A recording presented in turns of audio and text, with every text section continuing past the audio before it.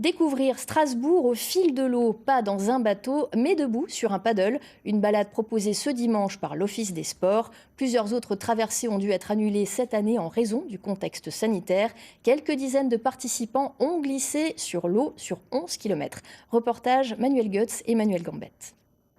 Voir la ville différemment, au fil de l'eau, un autre regard sur Strasbourg.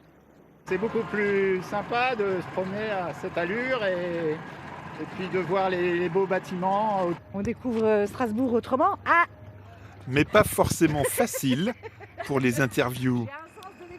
Pas facile non plus. Comme pour les Shadocks, il faut d'abord pomper. C'est un peu du sport pour le gonfler, alors parfois on utilise une petite pompe électrique. Et l'avantage du paddle, c'est que ça se range dans un petit sac, un sac à dos, et du coup on peut le dégonfler facilement, le transporter en voiture dans un simple coffre, c'est très pratique.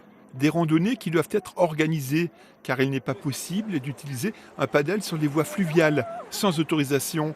Les 70 participants, cet après-midi, ont apprécié.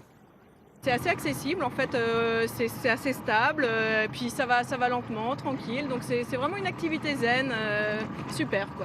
Je suis très content de le faire pour l'instant, en tout cas il fait super beau, il fait chaud, pourquoi ne pas en profiter? Certains profitent de trop, en se montrant un peu trop téméraires.